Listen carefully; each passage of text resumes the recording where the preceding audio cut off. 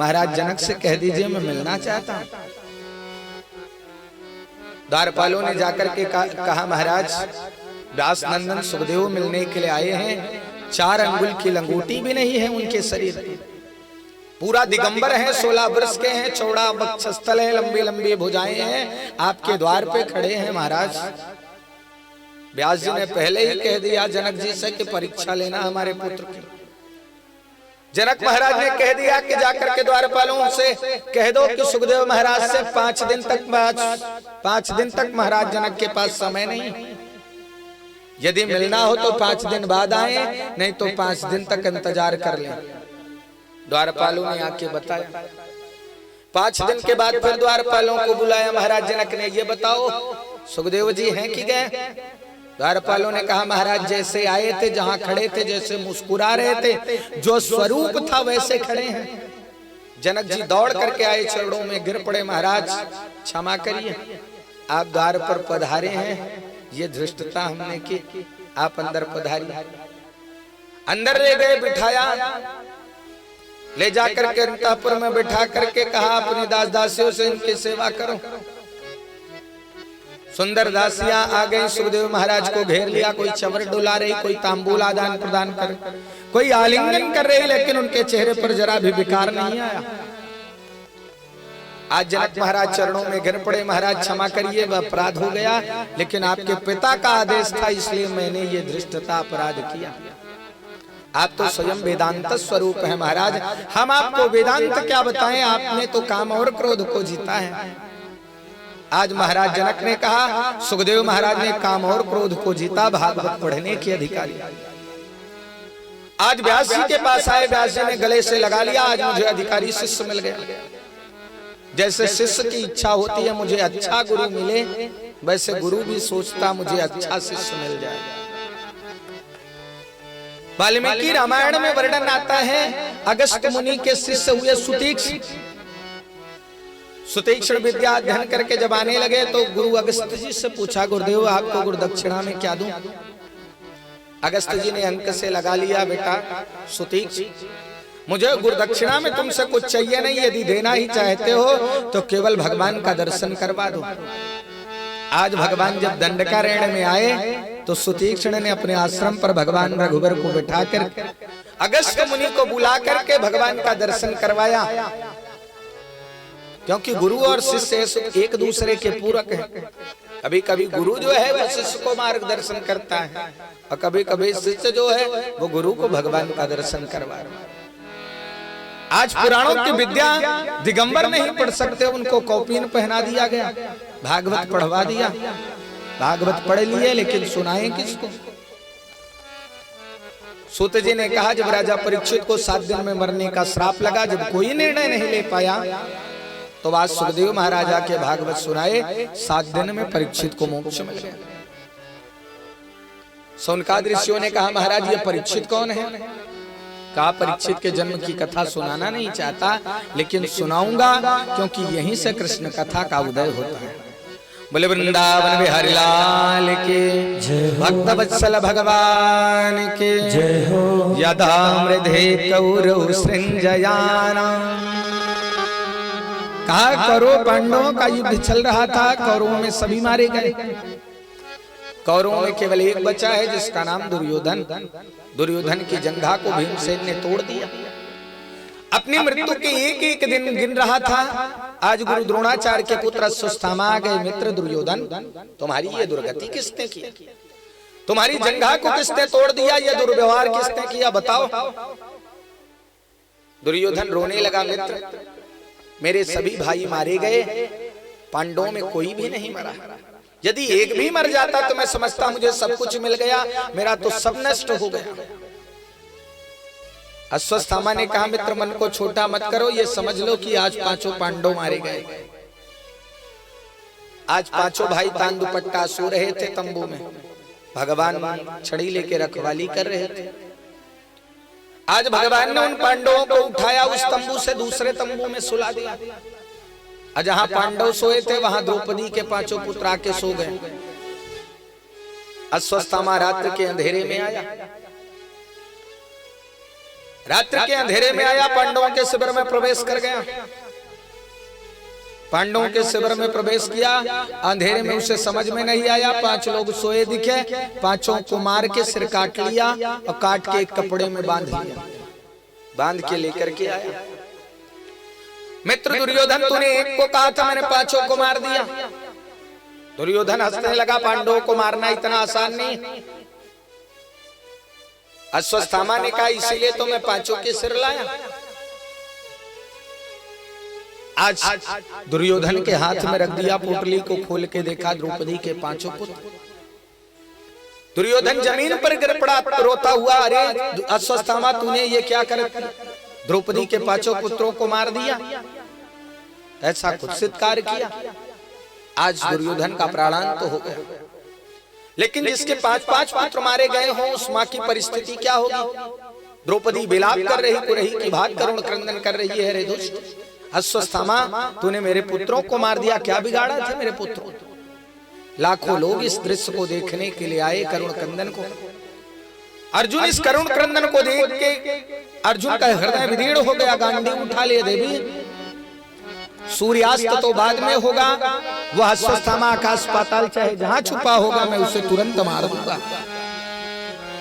आज अश्वत्थामा गांडीव लेके चल पड़े कि माता शिशूनां निधनं सुतानां निशम्य घोरं परितप्यमाना तदारु ददबाष्पकलाकुलाक्षे तां सान्त्वयन्ना किरीटमाली। आज अर्जुन मारने के लिए अश्वत्थामा को आ रहे हैं। अश्वत्थामा ने देखा, अब तो अर्जुन हमें मार देंगे, अर्जुन पे ब्रह्मास्त्र चला दिया। आज अर्जुन की तरफ ब्रह्मास्त्र आ रहा है, अर्जुन चरणों में गिर पड़े, गोविंद हमें बचाओ, नहीं ये ब्रह्मास्त्र हमें जला करके मार देगा। भगवान ने कहा, अर्जुन डरो नहीं, कभी कभी विष की औषधि विष ही होता है, लोहा लोहे से काटा जाता है, कांटा कांटे से निकाला जाता है, तुम भी ब्रह्मास्त्र चलाओ। आज अर्जुन ने भी ब्रह्मास्त्र चलाया, दोनों ब्रह्मास्त्र टकराए, शांत हो गए। आज अर्जुन ने दौड़ करके अश्वत्थामा के केसों को पकड़ लिया और पकड़ करके लेकर के आए, सभा में खड़ा कर दिया, द्रौपदी के सामने, इसने तुम्हारे पुत्रों को मारा। देवी बताओ इसे कैसे मारे? संविधान में तो इसे 5 बार मारना चाहिए, लेकिन ऐसा हो नहीं सकता, हमारे 5 पुत्रों को मारा, इसने हमारे सोते हुए 5 पुत्रों को मारा, इसलिए बताओ इसे कैसे मारूं? जलती हुई अग्नि में इसे जला दूं, इसके शरीर के टुकड़े टुकड़े कर दूं, भूखे शेर के सामने फेंक दूं, या जमीन में गाड़ करके मार दूं? बताओ कैसे मारे? द्रौपदी शांत खड़ी थी। अर्जुन ने कहा, बताओ देवी कैसे मारे इस पापी दुष्ट को? द्रौपदी ने इशारा करके कहा कि मुच्यता में से ब्राह्मणो नितराम गुरु, आप इसे छोड़ दीजिए। अर्जुन ने कहा, तुम कह रहे हो इस पापी को छोड़ दें जो हमारे पुत्रों को मारा? द्रौपदी ने कहा, एक मां की अंतर्वेदना को एक मां समझ सकती है। आज जितना कष्ट मुझे है, यदि आप इसे मारेंगे तो आपकी गुरुमाता गौतमी को भी इतना कष्ट होगा। आपके गुरु द्रोणाचार्य महाभारत के युद्ध में मारे जा चुके हैं, और आपकी गुरुमाता का जीने का सहारा केवल ये अश्वत्थामा ही है। मेरे तो 5 पुत्र मारे गए, लेकिन मेरे 5 पति तो मेरे सामने हैं, लेकिन यदि ये मर जाएगा तो आपकी गुरुमाता कैसे रहेंगी बताइए? और गुरु का पुत्र गुरु ही के समान होता है, छोड़ दीजिए इसको। भीमसेन ने कहा, इस पापी को छोड़ोगे तो मैं मार दूंगा। नकुल सहदेव ने कहा, मजले भैया सही कह रहे हैं, सट के साथ सटता का व्यवहार करना चाहिए।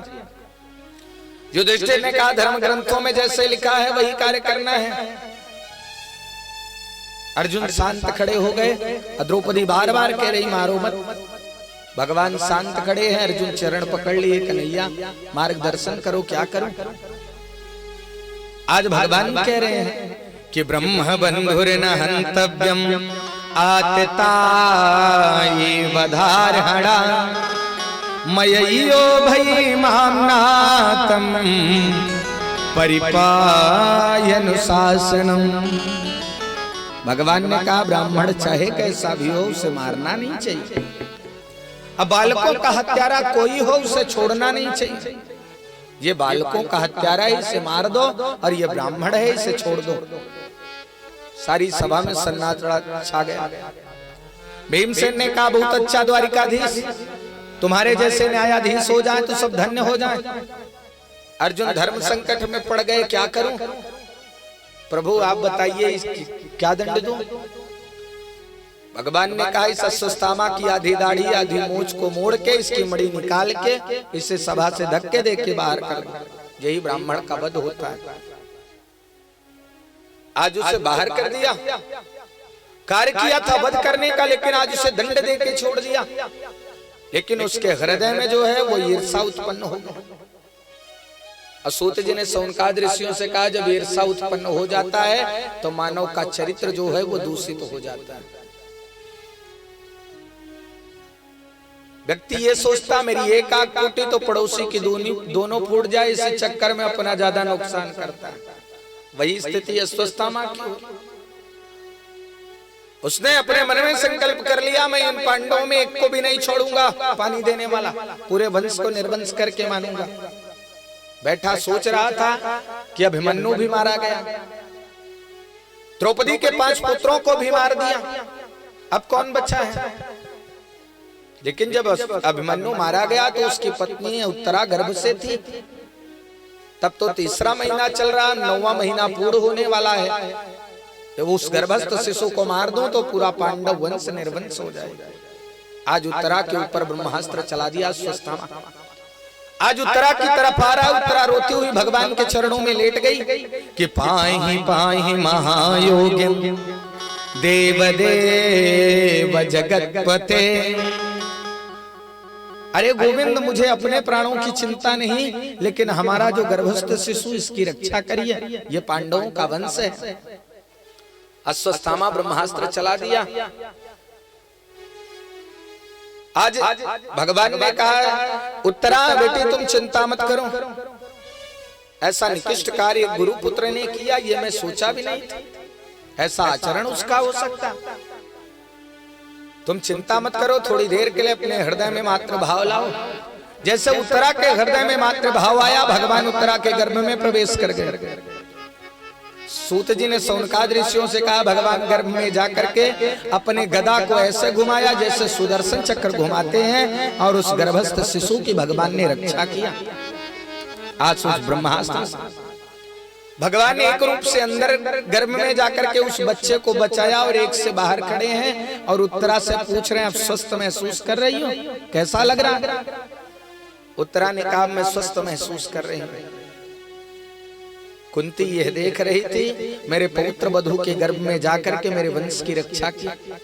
कुंती चरणों में गिर पड़ी कि हे श्री कृष्ण द्वारिका वासिन देव देव जगतपते, हे गोपाल प्रणाम करती हूँ, आप तो साक्षात जगदीश्वर जगत के नियंता परात्पर अखिलेश्वर प्रभम परमात्मा है।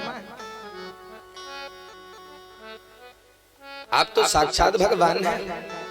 जैसे भगवान के सामने जीव की चालाकी नहीं चलती, वैसे भक्तों के सामने भगवान की चालाकी नहीं चलती। कुंती समझ गई ये भगवान है, और जाकर के घर में हमारे वंश की रक्षा किया। आज कुंती भगवान को के चरणों में प्रणाम कर रही। भगवान कह रहे हैं बुआ ये क्या कर रही है? कुंती ने कहा जो कर रही हूँ अच्छा कर रही हूँ। आज कुंती स्तुति करती है। बोले भक्त वत्सल भगवान की जय हो। आप सबके बीच हमारे अतिशय प्रिय परम स्नेही आसपुर देवसरा से बाबूजी आए हैं। इनका इस व्यासपीठ से बहुत बहुत अभिनंदन, बहुत बहुत साधुवाद। आप कथा के बड़े रसिक श्रोता हैं। इधर यदि मैं कहीं कथा करता तो आप जरूर आते हैं।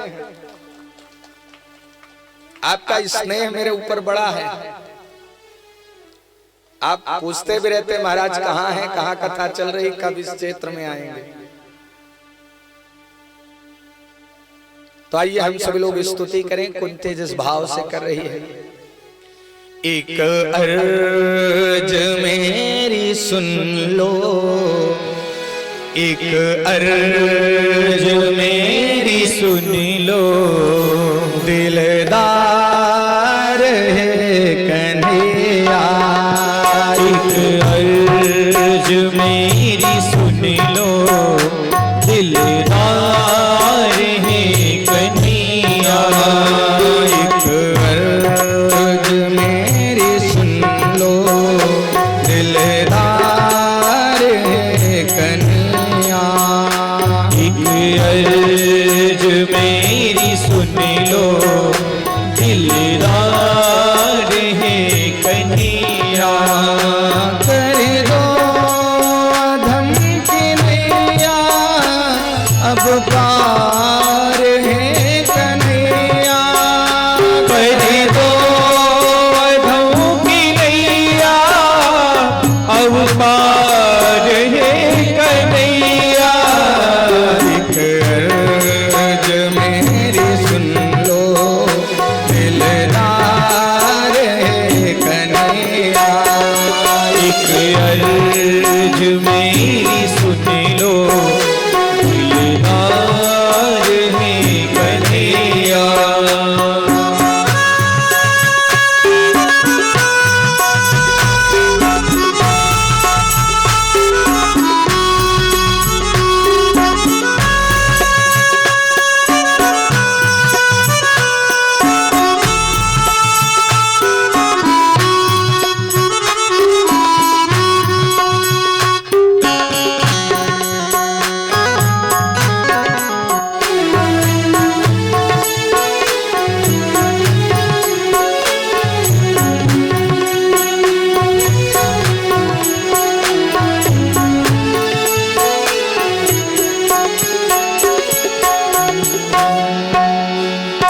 अच्छा हो या बुरा हो, बरदास हूँ तुम्हारा। अच्छा हो या बुरा हो, बरदास हूँ तुम्हारा। जीवन को मेरे तुम पर, जीवन का मेरे तुम पर है बार है कन्हैया। एक अर्ज मेरी सुन लो, दिलदार है कन्हैया।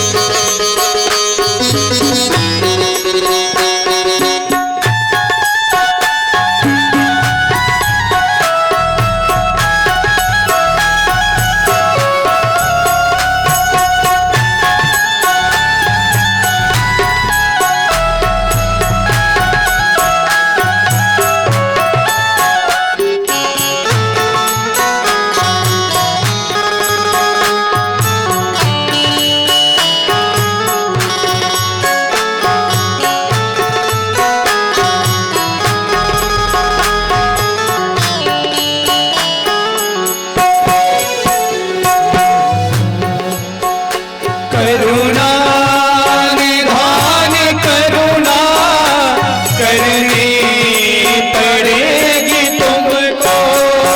करुणा निधान करुणा करनी पड़ेगी तुमको,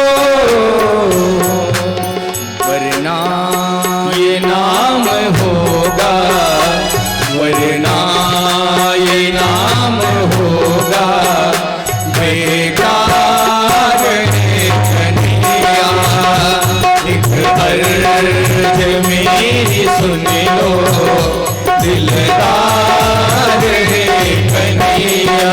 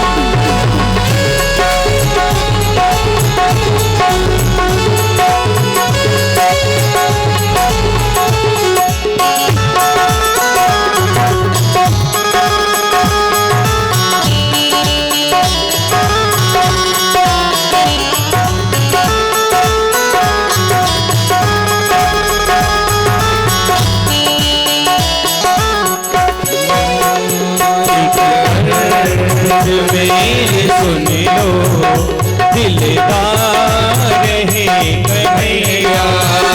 एक अर्ज मेरी सुन लो, दिलदार है कन्हैया। कर दो अधम के नैया, कर दो अधम के नैया, अब पार है कन्हैया। कर दो अधम की नैया, उस पार है कन्हैया, अब पार है कन्हैया, अब पार है कन्हैया। बोल भक्तवत्सल भगवान की जय हो। कुंती स्तुति कर रही भगवान। भगवान ने कहा बुआ आप मुझे भगवान मान रहे हैं तो क्या चाहिए बताओ। सब सभा में खड़े थे। भगवान ने कहा बुआ हमें भगवान मान रही हैं, यदि मैं भगवान हूं तो मांगो क्या चाहिए। कुंती ने कहा गोपाल देना चाहते हो तो एक ही वर दे दो कि प्रपदः सन्तु न स्वस्य तत्र जगद्गुरु भवतो दर्शनम यस्यात् पुनर्भव दर्शनम। मेरे जीवन में एक विपत्ति ना जाए कि दूसरी आ जाए, विपत्ति पे विपत्ति आती रहे, दुख पे दुख आता रहे। भगवान ने कहा बुआ ये मांगने वाली चीज, जब से तो आपका जन्म हुआ और आज तक आप केवल दुख ही दुख पा रही हैं। आज सुख मिलने की स्थिति आई तो आप दुख मांग रही हैं। अब मैं आपको दुख दे नहीं सकता। कुंती साड़ी के पल्लू को आगे करके कहा गोपाल कि सुख के माथे सिल पड़े जो हृदय जो हरि हृदय से जाए, अब बलिहारी वा दुख के जो पल पल नाम जपाए। ऐसे सुख को लेकर के क्या करूं जिसमें आपको भूल जाया जाए। वही दुख मुझे अच्छा है जिसमें आपको याद करती रहूं। सबसे बड़ी विपत्ति वही है जिसमें आपको भूल जाएं, और सबसे बड़ी संपत्ति वही जिसमें आप याद आते रहें प्रभु। आज भगवान ने कहा बुआ मैं ये दे नहीं सकता। भगवान ने कहा मैं अब आपको ये वर दे रहा हूं कि हमारा आपका जो अपनत्व का भाव ये हमेशा बना रहे, यही मैं आपको वरदान दूं। आज भगवान ने कुंती को अंक से लगा लिया। अब मैं जाना चाहता हूं द्वारिका। बहुत दिन आए हो गया, सभी द्वारिका वासी राह देख रहे हैं। आज भगवान तैयार हो रहे हैं, देख रहे हैं युधिष्ठिर बड़ी तेजी से रोने लगे। भगवान ने समझाया लेकिन उनकी समझ में नहीं आई। क्योंकि जब बताने वाले के प्रति आपके हृदय में आदर होगा, सम्मान होगा, तभी उसकी बताई बातों पर आप गौर करेंगे। जो भगवान ने गीता का उपदेश अर्जुन को दिया, आज वही उपदेश युधिष्ठिर को दिया, लेकिन समझ में नहीं आया। क्योंकि युधिष्ठिर के समझ में कृष्ण केवल उनसे छोटे हैं, उनके अनुज हैं, ये भाव था। आज युधिष्ठिर रो इसलिए है कि मैंने अपनों को मार के ये धन संपदा राज्य पाई, ऐसे धन संपदा को क्या करूं जहां अपने ही ना। आज भगवान को याद आ गई कि भीष्म पितामह जो है वो बाणों की सैया पे पड़े हैं 56 दिनों से। आज भगवान पांडवों को लेके, द्रौपदी को लेके भीष्म पितामह के पास आ गए। भीष्म पितामह के पूरे शरीर में बाण लगा है, एक एक बूंद रक्त निकल रहा है। आज भगवान को देख करके अश्रु प्रवाह हो गया भीष्म पितामह। आज भगवान ने चरणों में प्रणाम किया, पांडव प्रणाम किए, द्रौपदी प्रणाम की। भगवान ने कहा बाबा ये आपके पौत्र हैं, भारत के सम्राट बन गए, राजा बन गए हैं, बड़ी खुशी की बात है। भीष्म पितामह ने कहा गोविंद आप हमारे मृत्यु को सुधारने के लिए आए हैं, आपका आगमन हुआ, बड़ी कृपा है, मुझसे बड़ा कोई पुण्यात्मा नहीं है। मृत्यु के समय आप आए हैं मेरी आंखों के सामने। भगवान ने कहा बाबा आपने जो अपने जीवन में लंबा अनुभव प्राप्त किया, आप अपने पुत्रों को बताइए, उपदेश दीजिए। पितामह ने कहा कन्हैया तुम्हें उपदेश कर दो। बाबा भीष्म से कन्हैया ने कहा बाबा आप उपदेश करिए। भीष्म पितामह ने कहा कन्हैया कोई आदर देना तुमसे सीखे। आज भीष्म पितामह पांडवों की तरफ देख करके उपदेश दे रहे हैं कि दान धर्मान राज धर्मान मोक्ष धर्मान विभागसा स्त्री धर्मान भगवत धर्मान समासव्यास योगता। बेटा तुम भारत के सम्राट हो, राजा हो, मुझे सुनकर के बड़ी प्रसन्नता हुई, लेकिन एक राजा होने से पहले तुम गृहस्थ हो, और गृहस्थ को ज्यादा से ज्यादा श्रम करके धन कमाना चाहिए, और जितना धन कमाए उसका 10वां भाग दान करना चाहिए। दान करने से उस धन की पवित्रता होती है, दान करना चाहिए। एक बहुत बड़ा कुआं हो, अथाह जल हो, लेकिन उस कुएं से यदि जल खींचना बंद कर दें, एकदम मत निकालो 10-5 मिनट, अब फिर निकालो तो वो जल पीने के योग्य है, उससे दुर्गंध आने लगेगी। वैसे धन है, खूब धन कमा के एकत्रित कर लो, यदि उसको सत्कर्मों में नहीं खर्चा करोगे, लगाओगे, तो उस धन में विकृति आ जाएगी, और फिर वो धन क्या होगा कि वो गलत कामों में ही जाएगा। इसलिए धन का दान करना चाहिए कि दान धर्मा, दान करना चाहिए, दान करने से धन की पवित्रता होती है।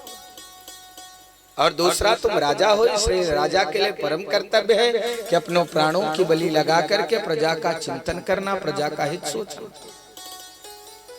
तुम राजा हो, इसलिए राजा के सामने कहीं पाप होता हुआ न दिखे, ना वो राजा स्वयं पाप करे। यदि आंखों के सामने कहीं पाप हो रहा हो तो शक्ति हो तो रोक दे, नहीं तो वहां से चला जाए। पितामह ये कह रहे थे, द्रौपदी खड़ी थी, हंसने लगी। भीष्म पितामह ने द्रौपदी की तरफ देखा, द्रौपदी जो है वो भयभीत हो गई, कांपने लगी। भीष्म पितामह ने कहा क्यों हंसी बताओ। द्रौपदी ने कहा कोई कारण नहीं था। भीष्म पितामह ने कहा कुलवती नारियां बिना किसी कारण के हंसती नहीं, कोई कारण जरूर है, क्यों हंसी बताओ। द्रौपदी हाथ जोड़ करके खड़ी हो गई, बाबा आपके मन को कष्ट देने का मेरा मंतव्य नहीं है, लेकिन आप जो ये उपदेश दे रहे हैं कि कहीं पाप हो रहा हो तो आंखों के सामने रोक देना, शक्ति हो नहीं तो चले जाना, ये कहाँ का धर्म है। भरी सभा में मुझे निर्वस्त्र किया जा रहा था, आप भी बैठे थे उस सभा। यदि आप जरा भी इशारा कर देते तो दुष्ट दुशासन मेरी साड़ी का स्पर्श न करता, लेकिन एक रजस्वला नारी को सभा में खींच करके ले जाना, निर्वस्त्र करना, ये कहाँ का धर्म है बताइए। ये तो मेरे गोविंद की बड़ी कृपा की, आकर के अपने बहन की इज्जत की रक्षा किया। आप जैसा धूर विद्वान सब कुछ देखता रहा, आपके आंखों के सामने ये पाप होता रहा। भीष्म पितामह हिचकियां दे के रो पड़े। जो महापुरुष अपने जीवन में कभी रोया नहीं, वो बड़ी तेजी से रोया और देव कह रहा है, बेटी द्रौपदी तुम सत्य कह रही हो, मैं वही अभागा भीष्म हूं जिनके सामने तुम्हें निर्वस्त्र किया गया। आज उसी का परिणाम है कि 2000 भिक्षु एक साथ डंक मारते, जितना कष्ट होता उतना मेरे शरीर में वेदना हो रही है। एक एक रक्त निकल, एक एक बूंद रक्त निकल रहा, इतना कष्ट मैं सह रहा हूं क्योंकि मुझे 124 जन्मों की बात याद है कि मैंने कोई पाप नहीं किया, इस जन्म केवल पाप होते हुए देखा, इसलिए मुझे ये बाणों की सैया।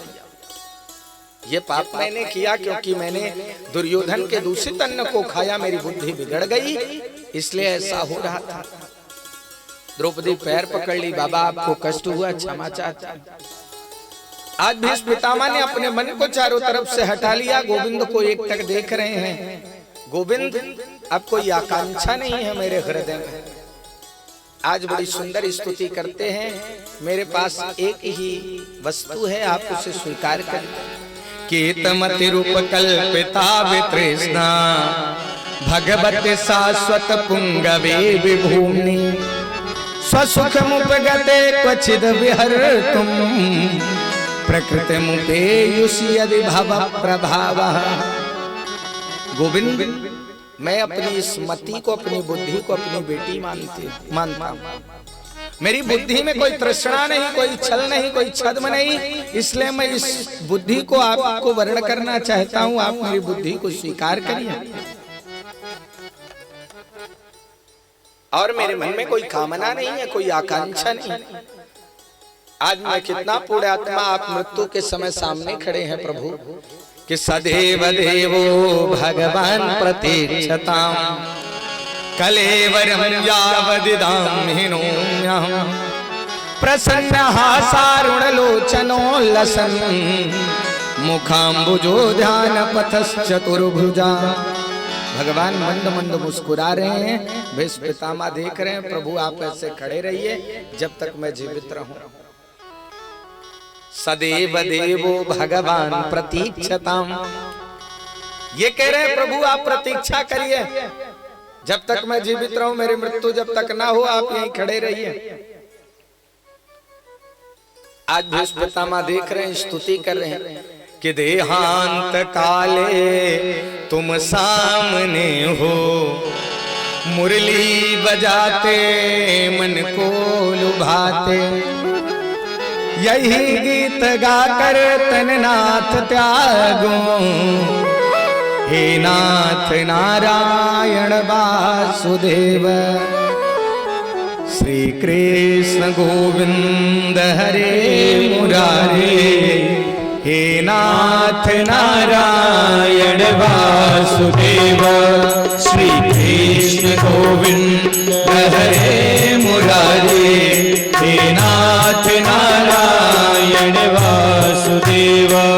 हे नाथ नारायण वासुदेव, हे नाथ नारायण वासुदेव। श्री कृष्ण गोविंद हरे मुरारी, हे नाथ नारायण वासुदेव।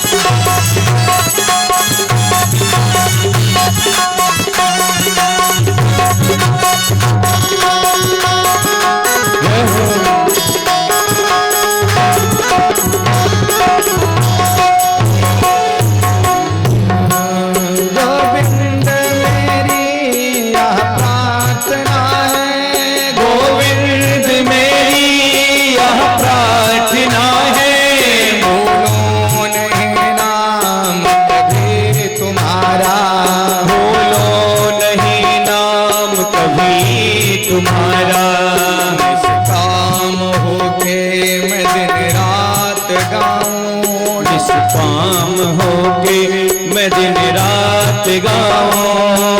नाथ नारायण वासुदेवा, हे नाथ नारायण वासुदेवा।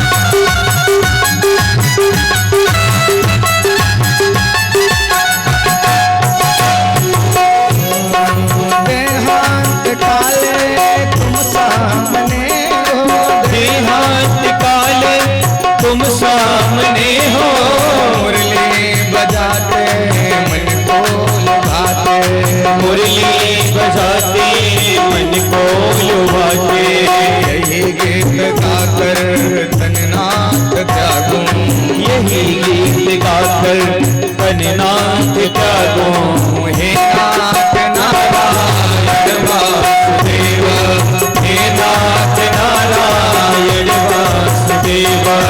श्री कृष्ण गोविंद हरे मुरारी, हे नाथ नारायण वासुदेवा। श्री कृष्ण गोविंद हरे मुरारी, हे नाथ नारायण वासुदेवा।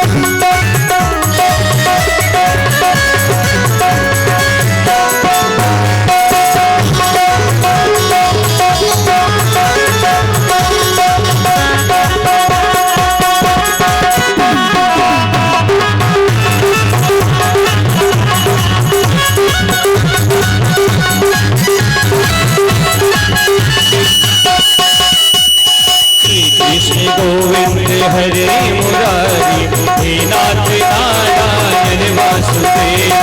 श्री कृष्ण गोविंद हरे मुरारी, हे नाथ नारायण वासुदेवा।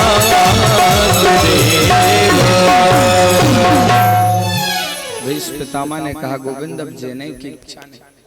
इतनी सुंदर मृत्यु पाकर के कौन जीना चाहेगा। लोग बड़े बड़े प्रयास करते, माला जपते, भागवत कथा सुनते हैं, मृत्यु के समय भगवान का नाम आए। और आज आप साक्षात खड़े हैं।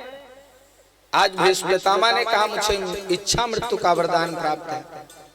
इंद्र के वज्र से भी मैं मर नहीं सकता और विष्णु के सुदर्शन से भी मैं नहीं मर सकता, लेकिन गोविंद अब मुझे जीने की इच्छा नहीं है।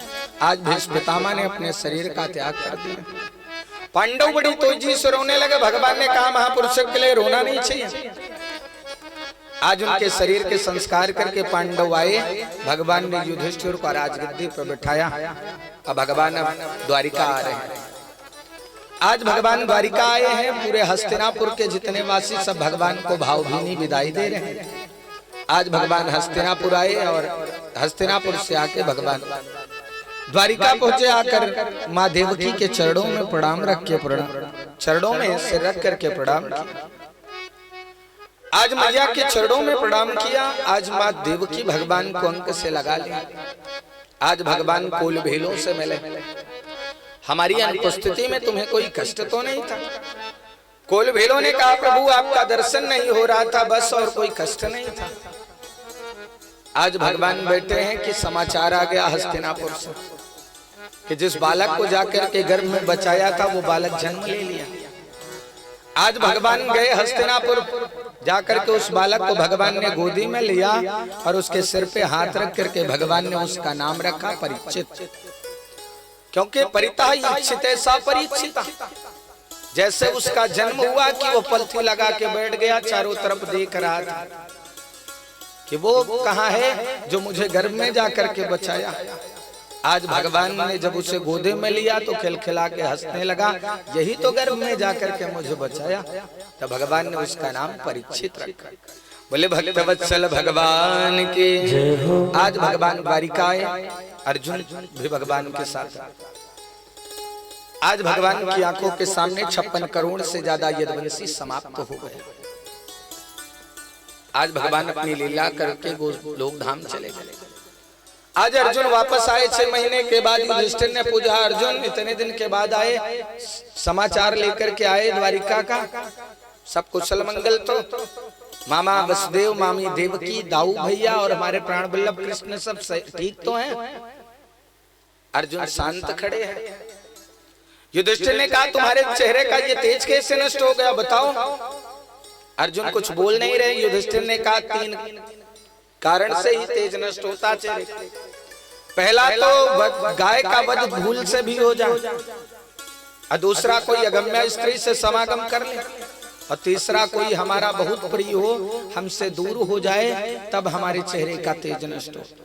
बताओ तुमसे कौन सी गलती हुई, कौन सा अपराध किए हो जो चेहरे का तेज नष्ट हो? अर्जुन गिर पड़े चरणों में। महाराज क्या बताऊं, वंचित हो ही महाराज हरिणा बंध रूपिणा इन में बहृतम तेजो देव विस्मापनम। जिन कृष्ण के बगैर हम 1 मिनट नहीं रहते, वही हमारे प्राण वल्लभ हमें छोड़ के चले गए गोलोक धाम। जिनकी कृपा से बड़े बड़े राजाओं के सन्मुख द्रौपदी जैसी भार्या ने किरात रूप में भगवान शिव को संतुष्ट किया युद्ध में। दुर्वासा ऋषि के क्रोध को से हमें हमारी रक्षा की, वही हमारे प्राण वल्लभ कृष्णा में छोड़ के चले गए। कुंती सुन रही थी दरवाजे के पीछे से, जैसे ये सुना गिर पड़ी। कृष्ण कहते कहते प्राणांत हो गए। जैसे राजा दशरथ का प्राणांत हुआ जब भगवान राम गए थे वनवास, तो राम राम कहीं राम कहीं राम राम कहीं राम तनु पर हरि रघुबीर बिराम राव गए सुरधाम। वैसे कृष्ण कहते कहते कुंती का प्राणांत हो।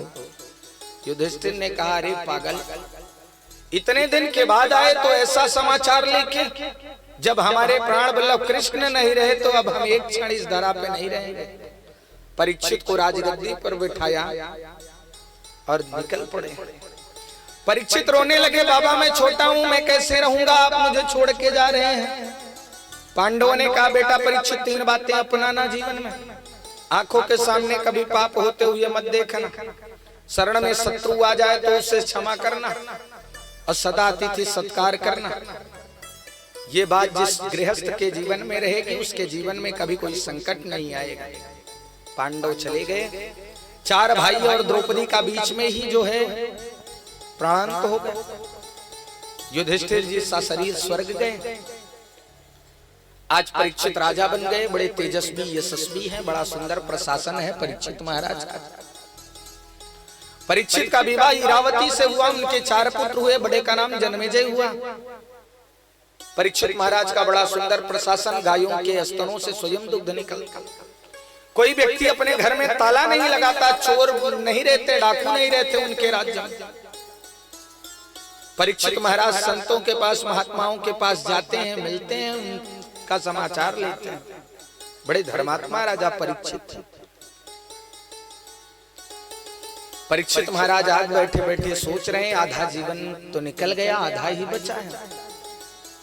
जो आधा बचा है हम उसका सदुपयोग तो कर लें। आज क्या किया परीक्षित महाराज, अपने बाबा पांडवों के खजाने में प्रवेश कर गए। खजाने में गए, वहां देखा एक सुंदर जो है मुकुट, कौतूहल बस उसे धारण कर लिया। आज उस मुकुट को पहन के राजा परीक्षित जो है वो राजकार्य कर रहे थे और निकल पड़े शिकार के लिए वन में।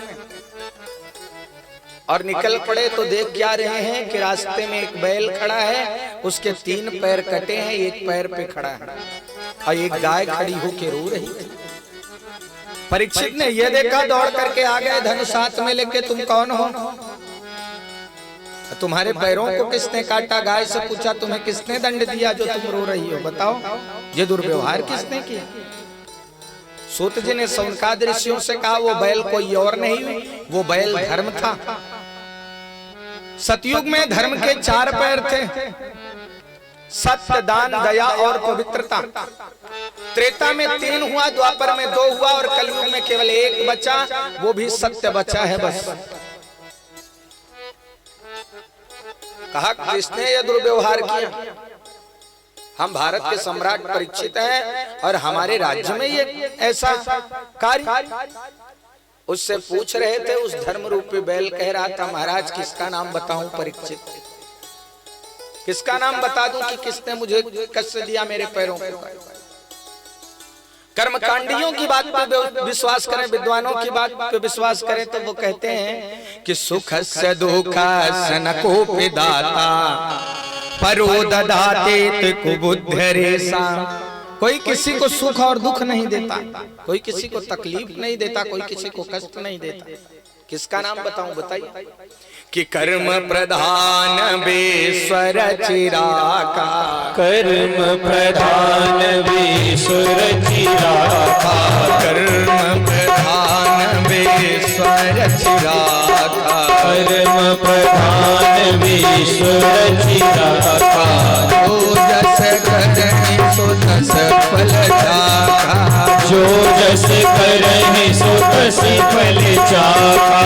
को न काऊ सुख दुख करि दाता, को न काऊ सुख दुख करि दाता। निज कृत कर्म भोग सब भ्राता, निज कृत कर्म भोग सब भ्राता। कर्म प्रधान ईश्वर चिराका, कर्म प्रधान ईश्वर चिराका। जो जस करहि सो तस फल चाखा, जो जस करहि सो तस फल चाखा। महाराज कोई किसी को तकलीफ कष्ट नहीं देता, जो मिलता है अपने कर्म अपने प्रारब्ध से मिलता है। महाराज परीक्षित बैल ये कह रहा था। परीक्षित महाराज दोनों के दुख को सुन रहे थे, इतने में एक काला काला व्यक्ति हाथ में तलवार लिए दौड़ता हुआ आ गया। परीक्षित ने कहा, तुम कौन हो? परीक्षित अपना धनुष उठा लिए मारने के लिए, वह चरणों में गिर पड़ा। परीक्षित ने कहा, तुम्हें ही इसके 3 पैरों को काटा ना, इस गाय को तूने दंड दिया? चरणों में गिर पड़ा। परीक्षित को याद आ गई, मेरे बाबा पांडवों ने कहा शरण में शत्रु आ जाए तो क्षमा करना। वह उठ के खड़ा हो गया। परीक्षित ने कहा, कौन हो? उसने कहा महाराज मेरा नाम कलयुग है। परीक्षित ने कहा मेरे राज्य में क्या कर रहे हो, निकल जाओ। उसने कहा महाराज आप भारत के सम्राट हैं, पूरे भारत पे आपका ही तो राज्य है, आप बताइए मैं कहाँ जाऊं, आप मेरे लिए कोई स्थान बता दीजिए। परीक्षित ने कहा कलयुग में तुम्हें 4 स्थान देता हूं कि दूतम पानम स्त्रिया सोनम यत्राधर्म चतुर्विधा। पहला स्थान तो तुम्हें मैं जुए में दे रहा हूं, वहां जुए में तुम कपट के रूप में कलयुग रहना। दूसरा मैं तुम्हें पानम, जहां मदिरा लोग पीते हो वहां तुम मद के रूप में रहना। तीसरा स्त्रियां, वेश्यालय में तुम काम के रूप में रहना। और चौथा सूना माने कसाई के यहाँ तुम हिंसा के रूप में रहना। ततो नृतम मदम कामम रजो वैरम च पंचमम। कसाई के यहाँ तुम हिंसा वैर के रूप में रहना। कलयुग हाथ जोड़ के खड़ा हो, नाते गुणा के सयसोधराणा बद्धांजलैर वै भय मस्तकिंचे। महाराज जैसा आपका आदेश, लेकिन आपने जो ये मुझे 4 स्थान दिए ये चारों अच्छे नहीं महाराज, एक तो कम से कम अच्छा स्थान दे दीजिए। कलयुग पे दया आ गई परीक्षित को, और परीक्षित ने कहा ठीक जाओ तुम्हारा 5वां स्थान सोने में हो जाए। जैसे सोना का कलयुग ने सूक्ष्म रूप धारण किया, परीक्षित के मुकुट में बैठ गया। सोनकाद ऋषियों ने पूछ लिया महाराज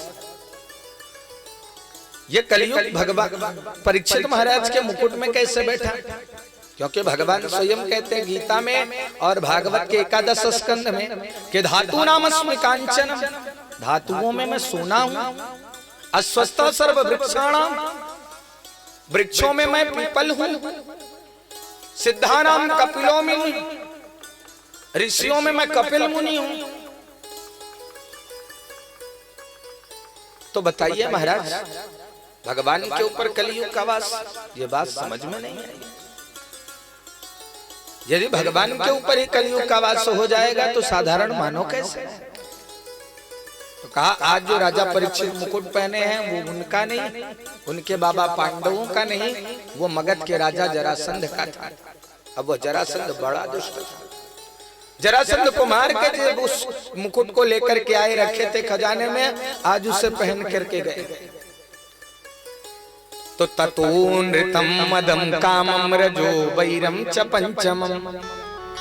किसी को मार करके जबरदस्ती या चुरा के जो धन या सोना लाया जाता है उसमें कलयुग का वास होता है। जो सत्कर्म से कमाया जाता है धन या सत्कर्म से धन लाया जाए, उससे जो सोना खरीदा जाए उसमें कलयुग का वास नहीं होता। बैठ गया, बुद्धि बिगड़ गई परीक्षित की। आज वन में गए थे, बड़ी तेज की प्यास लगी, आए एक का आश्रम दिखा, प्रवेश कर गए। वहां बाहर आवाज लगाए, कोई नहीं, अंदर प्रवेश किया तो देखिए एक महात्मा बैठे थे, निर्गुण समात्मा। जाकर के कहा भारत के सम्राट परीक्षित आए हैं, बड़ी तेज की प्यास लगी है, पिलाओ पानी। वो समाधि में बैठे, उन्हें शरीर का भान ही नहीं। परीक्षित ने कहा मुझे देख करके आंखें बंद कर लिया कि भारत का सम्राट आया, सम्मान करना पड़ेगा। बगल में मरा पड़ा सर्प था, उठा करके उसे गले में डाल दिया ऋषि के और चले गए। आज इतना बड़ा अपराध परीक्षित कर गए, संत का अपमान कर दिया। परीक्षित वापस आए, जैसे मुकुट को उतार के रखा, उनको सब याद आया आज तो मैंने बड़ा पाप किया, एक महात्मा का अपमान कर दिया। अब तो एक क्षण भी जीना नहीं, इस शरीर को रखना अच्छा नहीं है, अब एक क्षण भी मैं जीना नहीं चाहता। उधर एक शिष्य दौड़ करके गया, ऋषि का पुत्र श्रृंगी जो है नदी में स्नान कर रहा था। जाकर के बताया महाराज एक राजा आए थे, आपको पिता को अपमानित किया, उनके गले में मरा सर्प डाल दिया। वह जब ये सुना क्रोध में आ गया, कौशिकी नदी का जल हाथ में लेके श्राप दे दिया कि कौशिक्याप उपसृज्य बागवज्रम विससर्जहा। बाघ वज्र का श्राप दिया आपने। कीर्ति लंघित मर्यादा तच्छका सप्तमे हनि दंक्षतस्म कुलांगारम नोदितो में तद्द्रोहम। आज के 7वें दिन उसी सर्प के काटने से उस राजा की अकाल मृत्यु हो जाए, ये श्राप दे दिया। दौड़ करके आया, पिता के गले से सर्प निकाल के फेंका, रोने लगा। समीक ऋषि की आंखें खुली, बेटा क्या हुआ, तुम क्यों रो रहे हो, बताओ। श्रृंगी ने बताया, एक राजा आए थे, आपको अपमानित किया, मैंने उन्हें श्राप दिया, इसी सर्प के काटने से आज के 7वें दिन उस राजा की अकाल मृत्यु होगी। समीक ऋषि ने कहा, बेटा तूने ये क्या कर दिया, एक धर्मात्मा राजा परीक्षित को तूने ऐसा श्राप दे दिया, ये अच्छा नहीं किया। संत को करुणावान होना चाहिए, आज अकाल मृत्यु का श्राप दे दिया। ऋषि के नेत्र सजल हो गए। तितिक्षया करुणया मैत्र्या चाखिल जंतु सेव समत्वेन च सर्वात्मा भगवान संप्रतीक्षति। संत की नजर में सब पर दया संत को करना चाहिए, संत को करुणावान होना चाहिए, प्राणी मात्र के प्रति संत के हृदय में प्रेम की भावना होनी चाहिए। ये तूने जो किया ये अच्छा नहीं किया। एक महात्मा एक बार नदी में स्नान कर रहे थे, स्नान कर रहे थे, एक बिच्छू बह के जा रही थी। देखिए बिच्छू बह के जा रही, महात्मा उस बिच्छू को जल से अपनी अंजलि में लेके बाहर निकालने का प्रयास करते, तो वो बिच्छू क्या करती, डंक मार देती, तो महात्मा के हाथ से छूटती, फिर जल में गिर जाती। महात्मा फिर उसे उठाते और फिर वो डंक मारती, फिर छूट जाती। एक व्यक्ति देख रहा था, उसने कहा, महाराज अरे ये निकलना नहीं चाहती, बहना चाहती है, बार बार डंक मार रही है, तो छोड़ दो, बहने दो। महात्मा ने कहा, इसका स्वभाव है डंक मारना, असंत का काम है बहते हुए को बचाना, तो ये अपना काम कर रहे, मैं अपना काम कर रहा हूं। तो संत को तो करुणावान होना चाहिए। एक शिष्य को बुलाया, बेटा जाकर के बता दो राजा परीक्षित को 7 दिन का समय है, उपाय ढूंढ ले। वहां बताया, राजा परीक्षित ने क्या किया, अपने पुत्र जन्मेजय को गद्दी पर बैठाया और आके गंगा जी के किनारे शुक्रताल में कुश का आसन लगा के बैठ गए। आज चारों तरफ यह बात फैल गई, राजा परीक्षित को 7 दिन में मरने का श्राप लग गया। बड़े बड़े संत आ रहे हैं, भृगुर वशिष्ठ शवन सरद्वाम, बड़े बड़े संत आ रहे हैं, महात्मा आ रहे हैं। वशिष्ठ आए, शक्ति आए, पराशर आए, व्यास जी आए, दुर्वासा मुनि आए, अत्रि ऋषि आए, कर्ण ऋषि आए, लेकिन कोई निर्णय नहीं ले पा रहा है 7 दिन में इनकी मुक्ति कैसे। सब बैठ के सोच रहे थे, तब मेरे कृष्ण के परम लाडले 16 वर्षीय व्यास नंदन आदरणीय श्री सुखदेव महाराज समाधि में बैठे, उठ के खड़े हुए, चल पड़े परीक्षित के यहाँ कि तत्रा भवत् भगवान व्यासपुत्रो यदिच्छयागामठमानोनुपेक्षा अलक्ष्यलिंगो निजलाभतोष्टो वृतश्च बालैर्वधूतवेषाम्। चौड़ा वक्षस्थल है, लंबी लंबी भुजाएं हैं, नीलमणि जैसा चमकता शरीर है, मंद मंद मुस्कुरा रहे हैं। 16 वर्ष की आयु है, 4 अंगुल की लंगोटी के अलावा शरीर पे कुछ है नहीं। बड़े बड़े बाल हैं, मोटी मोटी भुजाएं। आए सुखदेव महाराज, सभी संतों ने देखा, खड़े हो गए। परीक्षित तुम धन्य हो, आज साक्षात भगवान जो है वो सुखदेव के रूप में आ गए। बोले सुखदेव महाराज के गिरजा संत समागम समल लाभ कछुआ। आज ऋषि कुमार ने तुम्हें श्राप ना देता तो इतने बड़े बड़े संतों का तुम्हें दर्शन ना होता। परीक्षित तुम बड़े सौभाग्यशाली हो जो सुखदेव महाराज का दर्शन। परीक्षित ने आसन दिया, बैठाया, चरण में प्रणाम किया। महाराज मैं कितना पुण्यात्मा, मैं अपने शब्दों में वर्णन नहीं कर सकता हूँ, अपने भाग्य की सराहना नहीं कर सकता। आप महापुरुष हैं, आपका एक बार नाम लेने से सारे अमंगल दूर हो जाते हैं। ये मेरा परम सौभाग्य, आप पधारे हैं। आज स्वयं जो है प्यासा कुएं के पास नहीं, कुआं ही प्यासे के पास आ गया। महाराज बड़ी कृपा हुई। सभी संत कह रहे हैं ज्यादा प्रशंसा मत करो, नहीं तो इनको ज्यादा प्रशंसा अच्छी नहीं लगती, चले जाएंगे। सगोदोहन मात्रेषु गृहेषु गृहमेधिनाम्। एक गाय दूहने में जितना समय लगता है देसी गाय, उतनी देर एक द्वार पर रहते चले जाएंगे। इसलिए तुरंत पूजन करो और प्रश्न पूछ लो, नहीं तो चले जाएंगे। परीक्षित ने तुरंत पूजन किया और प्रश्न कर दिया, गुरुदेव आपके आने से मुझे बड़ा आनंद मिला, लेकिन आप ये बताइए कि अतः पृच्छामि संसिद्धिं योगिनां परमं गुरुं पुरुषस्य यत् कार्यं म्रियमाणस्य सर्वथा। गुरुदेव जल्दी मरने वाले की मुक्ति का उपाय क्या है? कितना छोटा संक्षिप्त प्रश्न कि जल्दी मरने वाले की मुक्ति का उपाय क्या है और जल्दी मरने वाले को क्या करना चाहिए? किम म्रियमाणस्य किम कर्तव्यम। जल्दी मरने वाले को क्या करना चाहिए आप बताइए गुरुदेव। सुखदेव महाराज ने परीक्षित को देखा। सूत जी ने शौनकादि ऋषियों से कहा, सुखदेव महाराज चाहते तो मृत्यु को टाल देते, लेकिन टालना समस्या का समाधान है। परीक्षित ने पूछा जल्दी मरने वाले को क्या करना चाहिए, क्योंकि इस संसार में जो आया है सबको मरना है और सबको इन 7 दिनों में ही मरना है। सब 7 दिन में जाएंगे। परीक्षित ने कहा, गुरुदेव बताइए।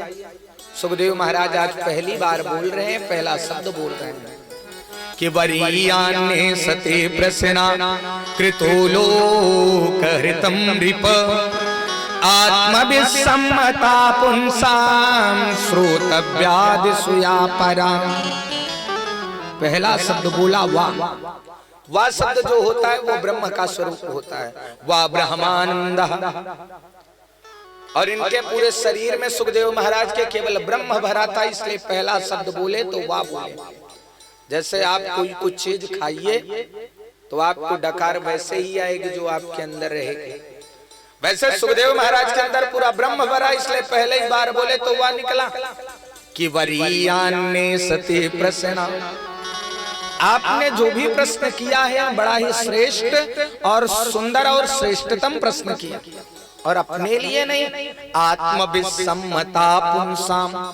केवल अपने लिए नहीं, समाज के कल्याण के लिए, समाज के हित के लिए पूछा है। महाराज परीक्षित, सतयुग में लोग 1 लाख वर्ष जीते थे, त्रेता में 10,000 वर्ष, द्वापर में 1,000 वर्ष और कलयुग आया तो लोगों की आयु कितनी हुई? 100 वर्ष। 100 वर्ष में लोग क्या करते हैं कि 50 सोने में बिता देते और 50 से बचता। कि निद्रया ह्रियते नत्यं व्यवायेन च वा वया देवाचार्थे हया राजन् कुटुंब भरणे नमः। जो रात होती लोग उसको सोने में बिता देते, और जो दिन होता है उसको क्या कहते हैं कि परिवार के भरण पोषण में जो होता उसमें पूरा दिन निकाल देते। ऐसे ही पूरा ये जीवन 100 वर्ष का बीत जाता। जल ऐसे ये जीवन बीत जाए, 100 वर्ष निकल जाता। परीक्षित, आपने जो पूछा जल्दी मरने वाले को क्या करना चाहिए, बड़ा सुंदर प्रश्न है कि जल्दी मरने वाले को एक काम करना चाहिए कि श्वास श्वास पे कृष्ण भज मृथा श्वास जन खोए अना जाने आश्वास के आवन होए न होए। कौन सी सांस अंतिम हो जाए ये किसी को पता नहीं।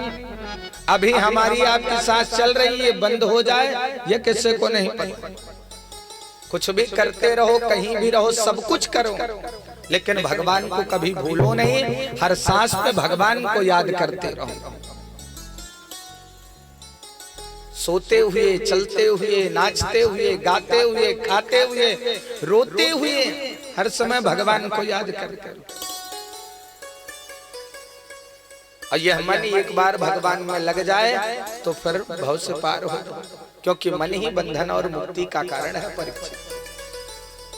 परीक्षित ने कहा गुरुदेव लेकिन ये मन तो बड़ा चंचल है, ये मन भगवान में लगता ही नहीं।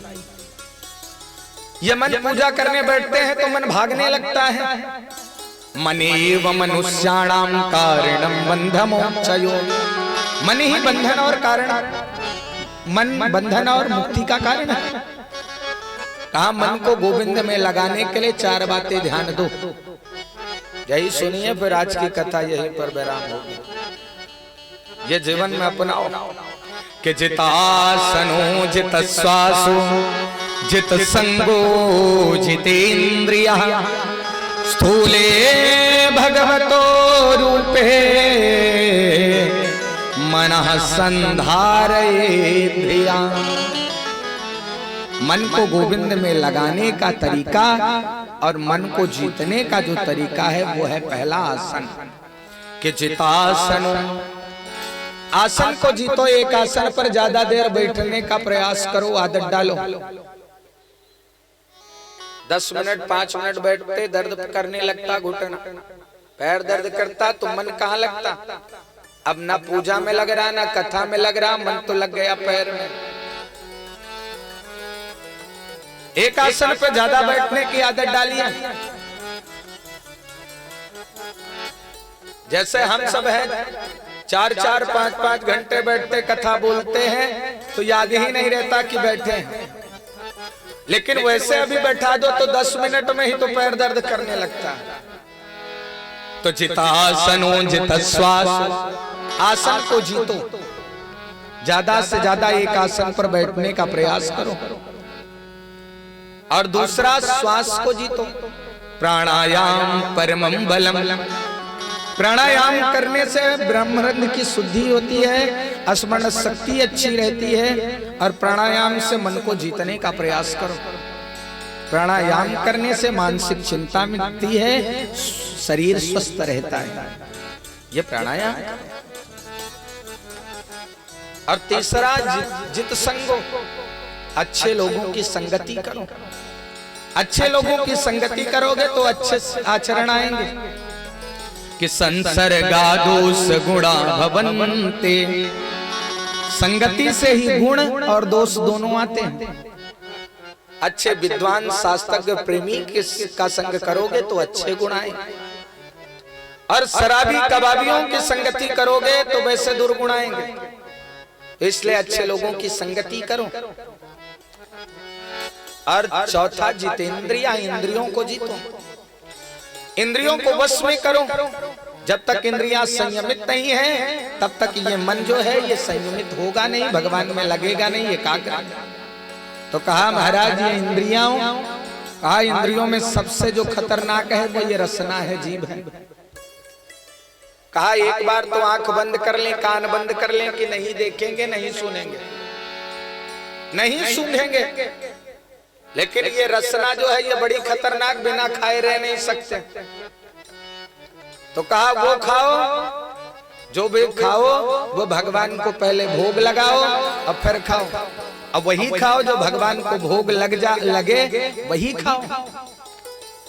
कि तुम ही निवेदित भोजन करें, प्रभु प्रसाद पट भूषण धरें।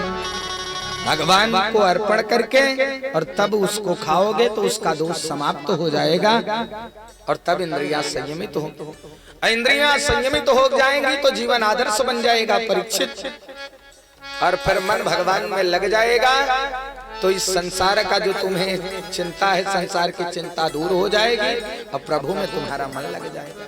तुम्हें जो ये मृत्यु का भय है ये दूर हो जाएगा, तुम अभय हो जाओगे। और भगवान के चरणों में मन लगाने का केवल एक तरीका, वो है कीर्तन। ज्यादा से ज्यादा कीर्तन करो तो मन संयमित हो जाए। बोले भक्त वत्सल भगवान की जय हो।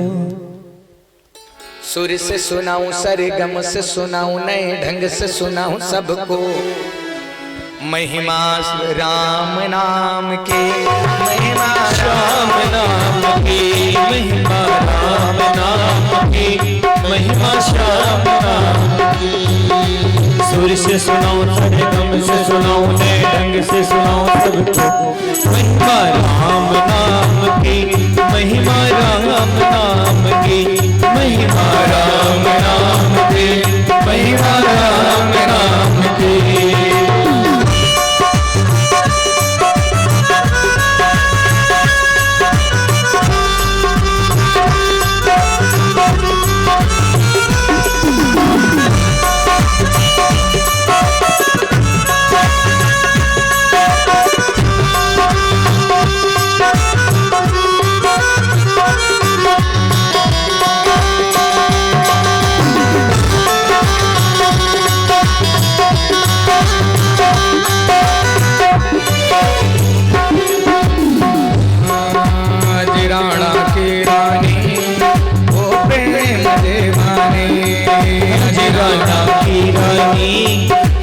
प्रेम दीवानी, अरे राणा के रानी वो प्रेम दीवानी, अरे राणा की रानी वो प्रेम दीवानी। मन में थे ऐसे ठाने गवाए सारे जिंदगानी, मन में थी ऐसी ठानी गवाई सारी जिंदगानी। सुहाने वो मस्ताने, सुहाने वो मस्ताने, सुहानी वो मस्तानी, सुहानी वो मस्तानी। प्रेम रंग में आज श्याम रंग में, आज प्रेम रंग में, आज श्याम रंग में। मेरा भाई साहब के सुर से सुनाओ, सरगम से सुनाओ, नए ढंग से सुनाओ सबको। महिमा राम नाम की, महिमा श्याम नाम की, ओ महिमा राम नाम की, महिमा श्याम नाम की।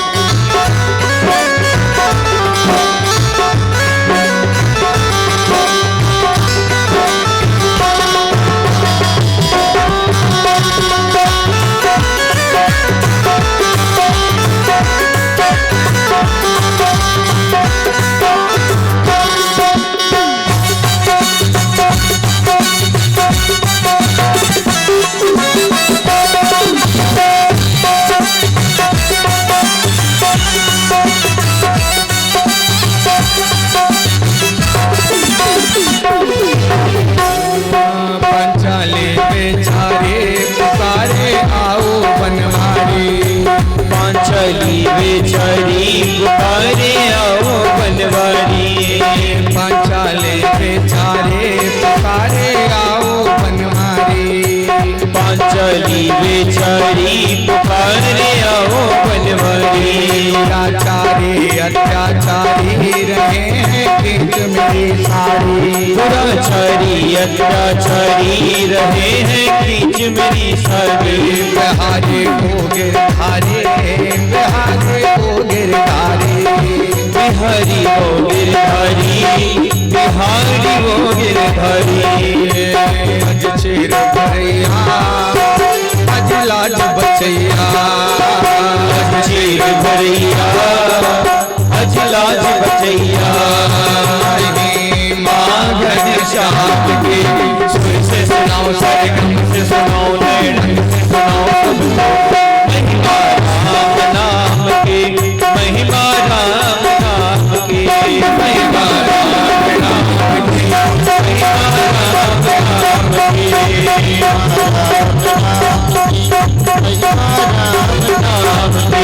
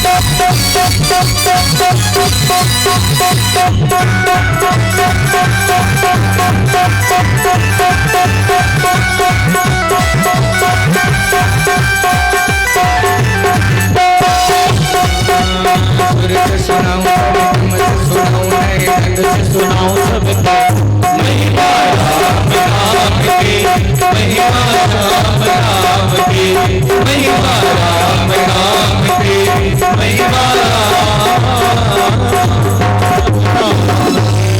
बोले भक्त वत्सल भगवान की जय हो। आज सुखदेव महाराज परीक्षित को यह कथा सुना। परीक्षित ने पूछा, गुरुदेव आप ये जो सुना रहे हैं इसको क्या कहते हैं? उन्होंने कहा इसको भागवत कहते हैं। और भागवत का क्या मतलब है? कि भागे कहे ते भाग खुल जात भक्तन के, गा के कहे ते गुमान मिट जाते हैं, बाके कहे ते वर्ण होत विष्णु भक्तन में, अता के कहे ते तर जात भव सिंधु से, अक्षर के सुने ते एक जन्म को नाश हो, अद्वैत के सुने ते द्वैत मिट जाते हैं, अकृष्ण की कृपा से, कृष्ण की कृपा से कहीं सप्ताह मिल जात, तो ब्रज को निवास खासता ही मिल जाते हैं। बोले भागवत महापुराण के जय हो। कहा भागवत का एक अक्षर सुन लिया तो वृंदावन में रहने का जो फल मिलता वो भागवत सुनने से मिल जाता। ये भागवत की महिमा है। आज सुखदेव महाराज ने परीक्षित को ये मंगलमयी कथा सुनाया। परीक्षित आज की कथा यहीं पर विश्राम, कल की कथा ठीक 2 बजे से होगी। आप सभी भक्त जनाइए और भगवान की मंगलमयी कथा को सुनिए। बोले भक्त वत्सल भगवान के आइए हम सभी भक्त मिलके भगवान की आरती करें। आरती के बाद प्रसाद लेकर के तब आप सभी भक्त अपने अपने गंतव्य को जाइएगा। जय श्री राधे, जय श्री राधे। कि वृंदावन विपिन बिहार हो, वृंदावन विपिन बिहार हो, जय जय राधे गोविंदा। विपिन बिहार हो, जय जय राधे गोविंदा। विपिन बिहार हो, जय जय राधे गोविंदा। विपिन बिहार हो, जय जय राधे गोविंदा। राधे गोविंद जय यशोदा, राधे गोविंद जय यशोदा के बंदा, राधे गोविंद जय यशोदा के नंदा, राधे गोविंद जय यशोदा के नंदा। नंदा नंदा विपिन बिहार हो, जय जय राधे गोविंदा। विपिन बिहार हो, जय जय राधे गोविंदा।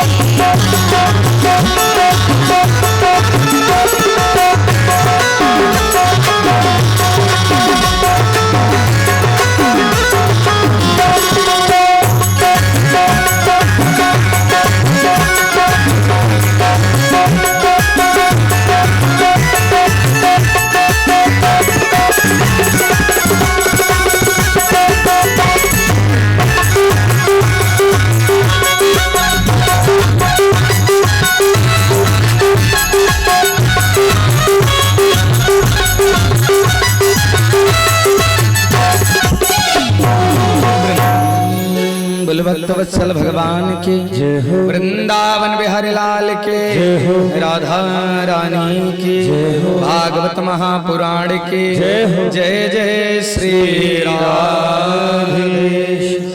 ज्वाला मालिन्ये नमः। सर्वोपचारार्थे गन्धाक्षतपुष्पाणि समर्पयामि।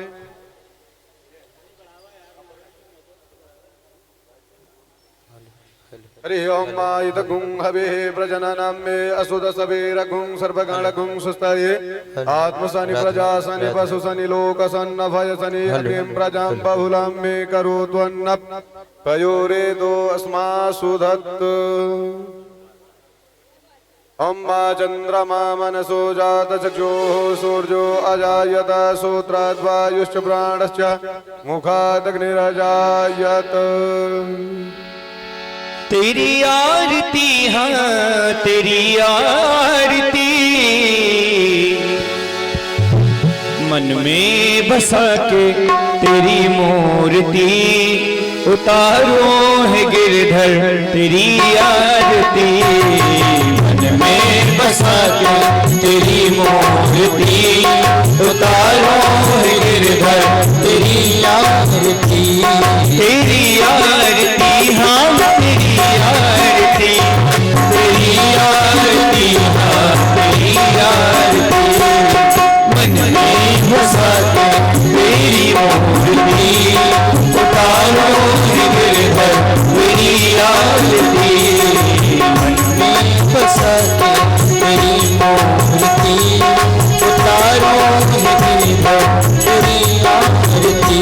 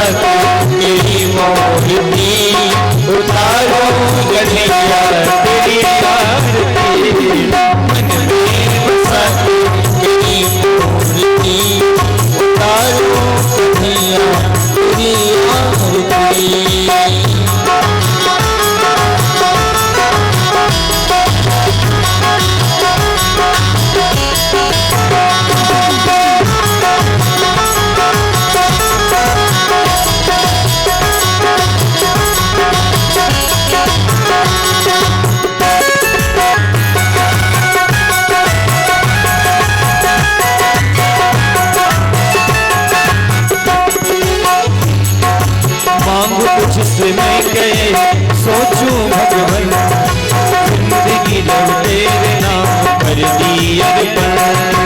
आप तुझसे क्या मैं सोचूं भगवन जिंदगी जब तेरे नाम कर दी अर्पण।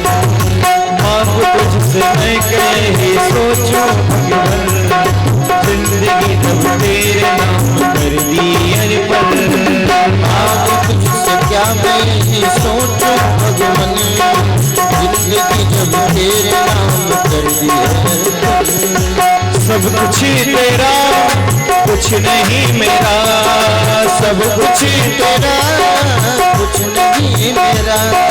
चिंता है प्रभु को संसार की, मन में बसा के तेरी मूर्ति उतारो तेरी आरती।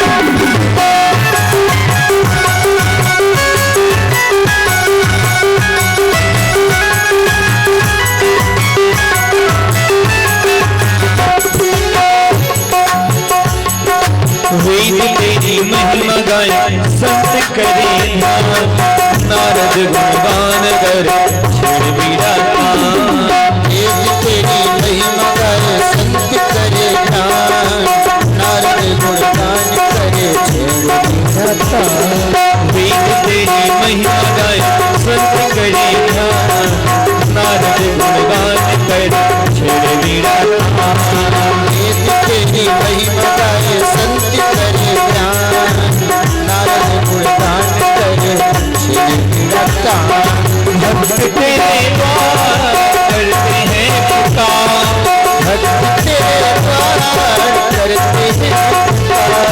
पास व्यास मिलके गए तेरी आरती, में बसा तेरी मूर्ति, उतारो है गिरधर तेरी आरती, मन में बसा तेरी मूर्ति, उतारो है गिरधर तेरी आरती। कर्पूर गौरव कर्तावतारम, संसार सारो भुजगेन्द्रहारो, सदा वसंतम हृदयारविंदे, भवो भवानी सहितं नमामि। त्वमेव माता जपिता त्वमेव, त्वमेव बन्धो जसता त्वमेव, त्वमेव विद्या प्रगणो त्वमेव, त्वमेव सर्वं मम देव मे। मन में बसाते तेरी मूर्ति, उतारो है गिरधर तेरी आरती, उतारो है गिरधर तेरी आरती। आरतिग्रहणं मन्त्रपुष्पाञ्जलिं। हरि ओम जगनेन जगनमय जन्त देवास्तानि धर्माणि प्रथमान्यासन्ना, एहनाकं महिमानः सचन्द चतुर्पूर्वे साध्याः सन्ति देवाः। सेवन्तिका बकुलचम्पकपाटलाब्जे, पुन्नागजातकरवीररशालपुष्पे, बिल्वप्रवालतुलसी फलमञ्जरीभिः त्वां पूजयामि जगदीश्वर मे प्रसीद। नानासुगन्धपुष्पाणि यथा कालोद्भवानि च, पुष्पाञ्जलिर्मया दत्त गृहाण परमेश्वर। मन्दपुष्पाञ्जलिं समर्पयामि। पुराणपुरुषोत्तमाय नमः। श्रीमद्भागवत महापुराणाय नमः। बोलो यज्ञ पुरुष भगवान की जय हो। श्रीमद्भागवत महापुराण की जय हो। कृष्ण कन्हैया लाल की जय हो। शंकर भगवान की जय हो। अयोध्या के रामलला सरकार की जय हो। कोट धाम की जय हो। तीर्थराज प्रयागराज महाराज की जय हो। रेणे माधव सरकार की जय हो। धर्म की जय हो। धर्म की जय हो। अधर्म का नाश हो। अधर्म का नाश हो। प्राणियों में सद्भावना हो। प्राणियों में सद्भावना हो। विश्व का कल्याण हो। प्राणियों में सद्भावना हो। विश्व का कल्याण हो। गौ माता की जय हो। गौ माता की जय हो। गौ हत्या बंद हो। गौ हत्या बंद हो। वैदिक सत्य सनातन धर्म की जय हो। वैदिक सत्य सनातन धर्म की जय हो। यदि चक्र चूड़ामणि परम पूज्यपाद धर्म सम्राट स्वामी श्री करपात्री जी महाराज की जय हो। परम पूज्यपाद भागवत मृदुलाचार्य पंडितास तुलसी महाराज की जय हो। अपने अपने सदगुरुदेव भगवान की जय हो। अपने अपने माता पिता की जय हो। भक्त और भगवान की जय हो। जय जय श्री राधे। सभी लोग अपने स्थान पर बैठ जाएं।